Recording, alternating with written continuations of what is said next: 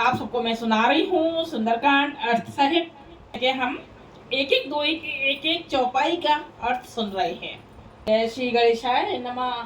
श्री रामचंद्र जी की जय हो, हनुमान जी की जय हो।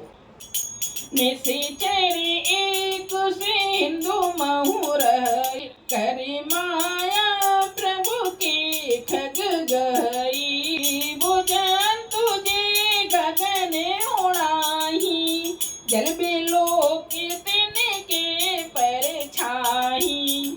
अर्थ सुनिए इसका। चरे खाई सोई छल हनुमान कहे की नाता सुकपट कपि तुरत ही चीना। उस परछाई को पकड़ लेती थी जिससे वे उड़ नहीं सकते थे और जल में गिर पड़ते थे। इस प्रकार वह सदा आकाश में उड़ने वाले जीवों को खाया करती थी। उसने वही छल हनुमान जी के साथ भी किया।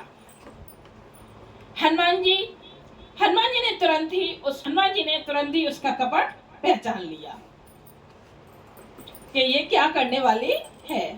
ताहे मारे मारुत सुत बीरा पार दे पार गयो मति धीरा।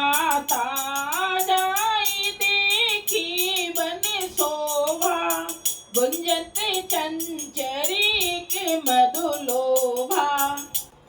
अर्थ सुनिए इसका। पवन पुत्र धीर बुद्धि वीर हनुमान जी ने उसको मारकर समुद्र के पार गए। वहीं जाकर उन्होंने वन की शोभा देखी। मधु यानी कि पुष्प रस के लोभ से भौरे गुंजार कर रहे हैं, मतलब भौरे घूम रहे हैं। नाना तरु फल फूल सुहाए खग मृग वृंद देखे मन भाए। शैल विशाल देखे एक आगे तापर धाई चढ़े उभे त्यागे। अनेकों प्रकार के वृक्ष, अनेकों प्रकार के पेड़ फल फूल से शोभित हैं, मतलब उनपे फल और फूल लगे हुए हैं, सजे हुए हैं। पक्षी और पशुओं के समूह को देख कर तो वे मन में बहुत ही प्रसन्न हुए। कौन? हनुमान जी। सामने एक विशाल पर्वत देखकर हनुमान जी भय त्याग कर उस पर दौड़कर जा चढ़े। डरे नहीं हनुमान जी और उस पर जाकर चढ़ गए। ओमाना कछु कपि के अधिकाई प्रभु प्रताप जो खाले खाई। गिर पर चढ़े लंका ते ही देखी कहे न जाई अति दुर्ग विशेषी। शिव जी कहते हैं, हे उमा, इसमें बानर हनुमान जी की कुछ बड़ाई नहीं है। शिव जी कह रहे हैं किससे? उमा यानी कि पार्वती गौरा मैया से। यह प्रभु का प्रताप है जो काल को भी खा जाता है। पर्वत पर चढ़कर उन्होंने लंका देखी। बहुत ही बड़ा किला है। कैसा? बहुत बड़ा किला है और कुछ कहा नहीं जाता।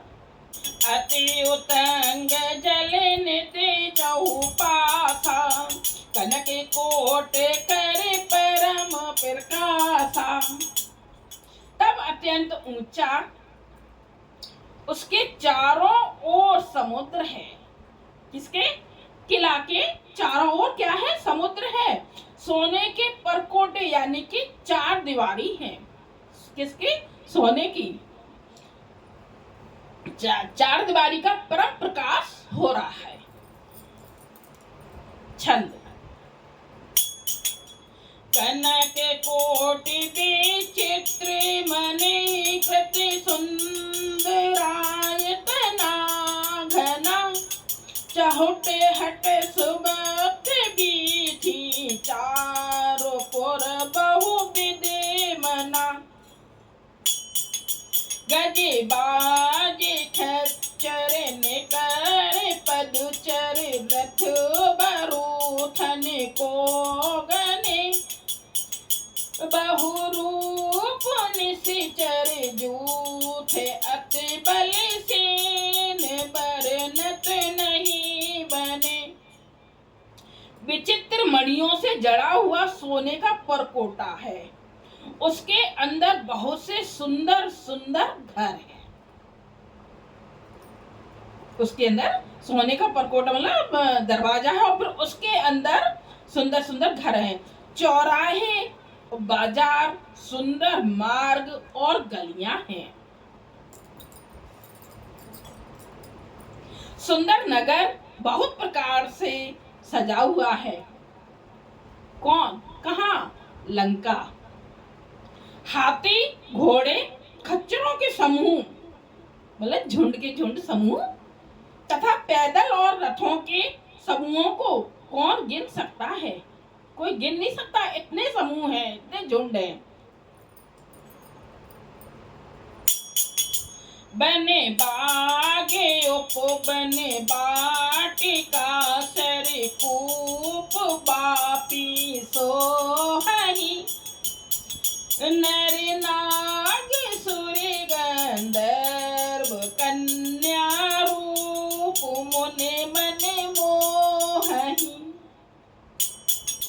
कहूँ माल देह विशाल शैल समान अति बल गर्जही नाना आखारन भिरई बहुविध एक एक तरजही। वन, बाग, उपवन, बगीचे, फुलवाड़ी, तालाब, कुएं और बावलियां सुशोभित हैं। मनुष्य, नाग, देवताओं और गंधर्वों की कन्याएं अपने सौंदर्य से मुनियों के भी मनों को मोह लेती हैं।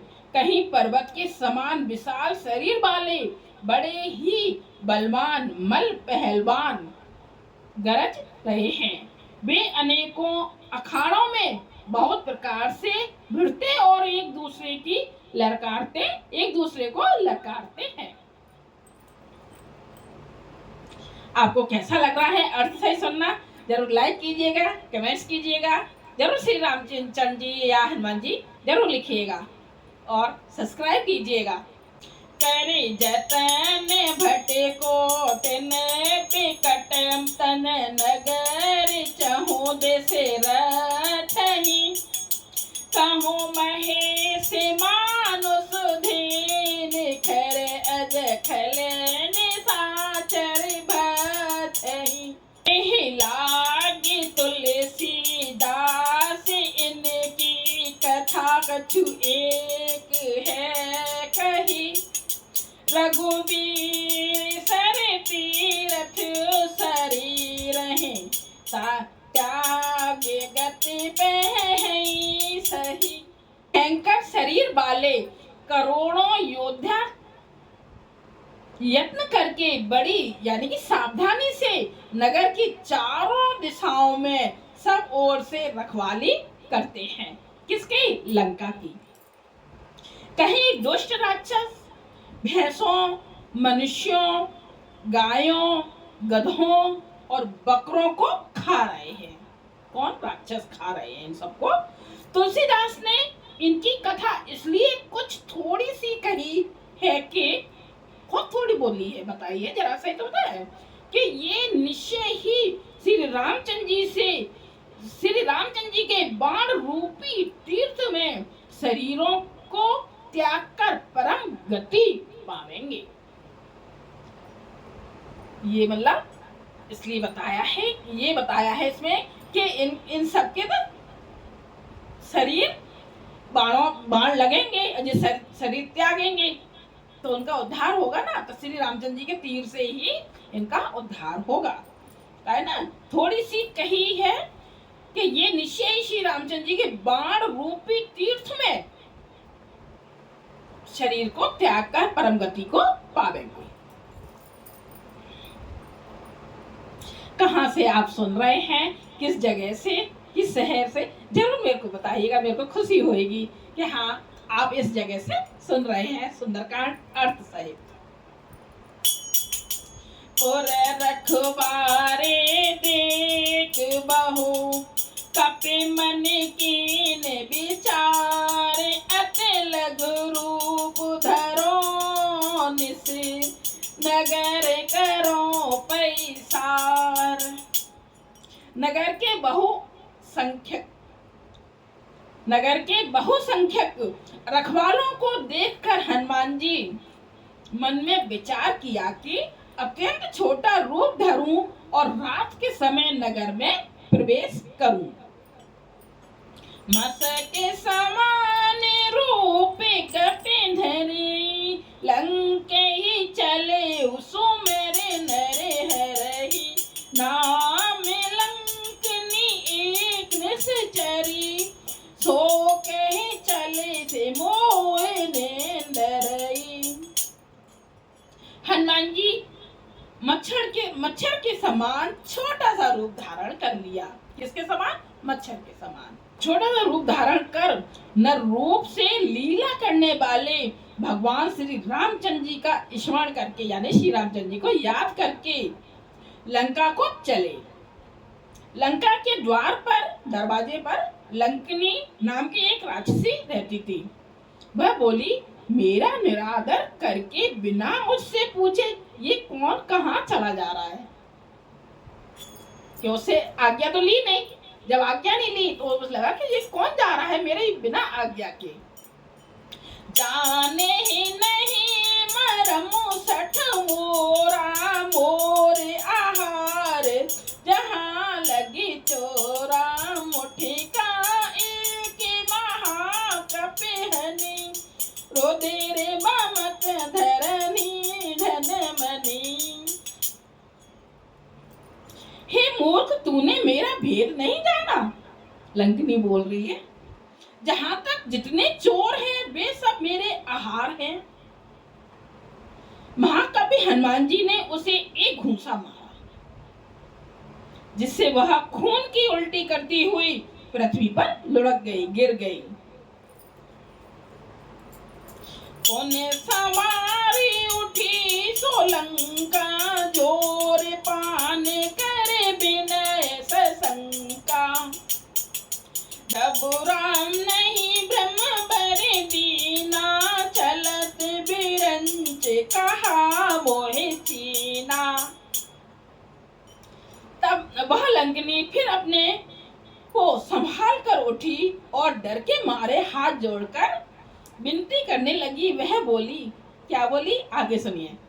रावण को जब ब्रह्मा जी ने वर दिया था, किसको?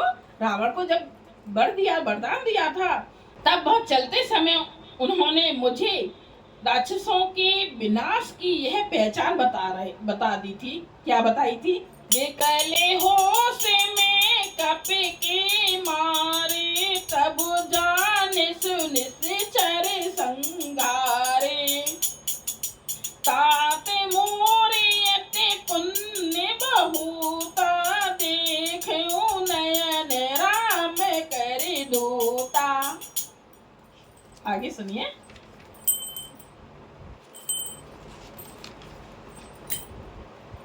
जब तू बंदर के मारने से व्याकुल हो जाए, मतलब ब्रह्मा जी ये भेद बता गए थे कि राक्षसों का विनाश कब होगा। जब तू बंदर के मारने से व्याकुल हो जाए, तब तू राक्षसों का संहार हुआ जान लेना।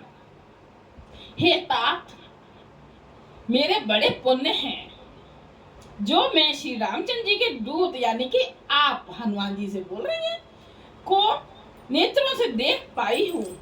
तात स्वर्ग अपवर्ग सुख, धैर्य तुला एक अंग, तूल न ताहि सकल मिल, जो सुख लब सत्संग। हे तात, स्वर्ग और मोक्ष के सब सुखों को तराजू के एक पड़ले में रखा जाए तो भी वे सब मिलकर दूसरे पल्ले पर रखे हुए उस सुख के बराबर नहीं हो सकते जो लव क्षण मात्र के सत्संग से होता है। देखो क्या हो रहा, क्या बताया है। हे तात, स्वर्ग और मोक्ष के सब सुखों को तराजू के एक पल्ले में रखा जाए तो भी वे सब मिलकर दूसरे पल्ले पर रखे हुए उस सुख के बराबर नहीं हो सकते जो लव क्षण मात्र के सत्संग से होता है। इसलिए कहते हैं ना, सत्संग सुनना बहुत जरूरी होता है। सत्संग के बिना हमें ज्ञान नहीं आ सकता है, और हम सत्संग सुनते हैं तो हमें बहुत ज्ञान मिलता है और हमारा मन भगवान में लीन होने लगता है, हम ध्यान करने लगते हैं। जय सिया राम। लाइक कीजिएगा, कमेंट्स कीजिएगा और सब्सक्राइब कीजिएगा।